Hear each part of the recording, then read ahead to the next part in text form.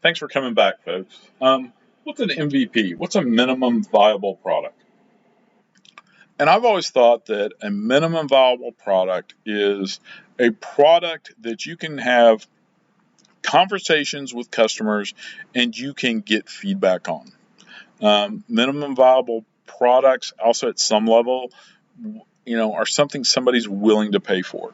Okay, they we're talking about software here, so it's relatively easy to go from what I would call MVP 1 to MVP 2 to MVP 3.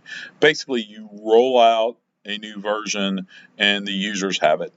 Okay, so that is something that's relatively easy to solve. Getting the users a new version of the software and getting that out there. Um, that's a fairly easy thing to do. So, you know, getting feedback, iterating on it, very important thing to do, and having some kind of uh, you know monetization in there. Um, and what's that product market fit? That's another good term that we hear associated with MVPs. It's products that users want to use. They will come back to it.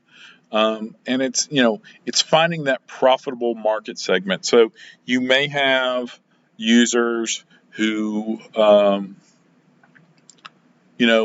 use it as you've talked to them and they said, hey, if it had this feature, I'd do it. So you can build up into that, finding that product market fit. Also understand, based on that, there's going to be some initial code that you're going to write that you're going to want to keep around in the product that nobody uses. Okay. Don't hesitate to cut out features and code that nobody uses. Okay. Also, who's going to pay for it? Um, you can have a SaaS kind of product where the user who uses it basically pays for it. You can also have multi-sided markets. Think about Google. I pay for Google. I pay for your using Google. Believe it or not, you may be thinking, hey, there's just a text box there and a button, and I type something into the text box and I hit the button and I just get some results. What are you talking about? Well, when you get those search results, there are advertisements in and around it.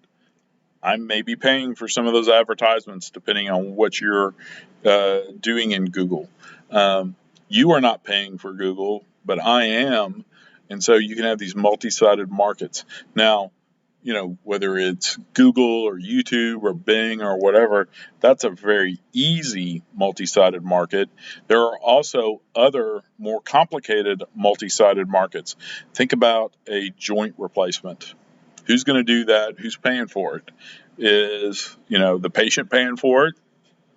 Well, at some level they are, but they're paying for their insurance. Okay.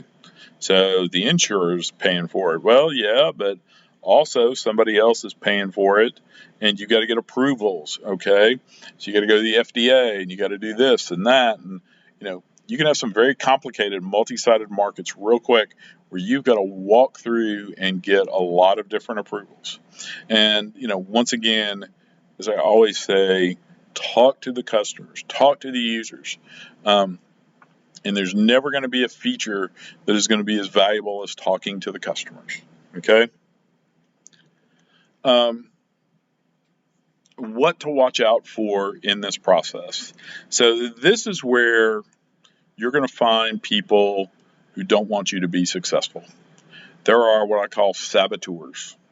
What's a saboteur? Saboteur is somebody who is in your team who doesn't like the fact you pivoted away from their idea. They could be a co-founder, they could be a whatever, and you see a lot with co-founders in startups.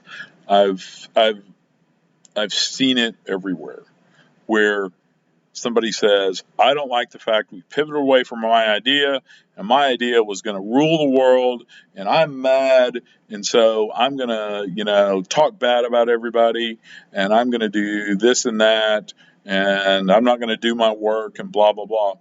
you end up with those people. And I have seen them. There's a startup who I invested with, and the last 3 or 4 weeks, I've been getting these emails, and it's not pretty. And I'm just like, what can I do?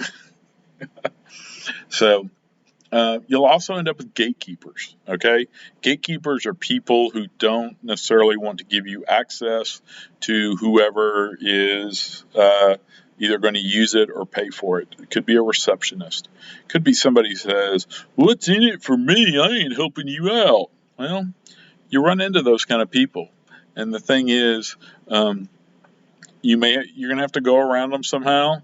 Maybe that customer is just not that important. Okay, but the bottom line in this, you have to watch out. You're going to find people who don't like change, and they're going to feel threatened in some way, and in some way they're going to lash out. And just be prepared for that. I've never forget. I love telling the story. This was, I don't know, 6 or 7 years ago. I walked into some place, and I had been told that, oh yeah, all you got to do is just kind of show up and pick up. And next thing I knew, I was getting cussed out. And these things happen. And you, as an entrepreneur, need to recognize you are going to have people who don't want you to be successful. And so you need to, let their criticisms roll off you like water off a duck's back. Okay, so hopefully that's helped you out on step 4 here. Thanks.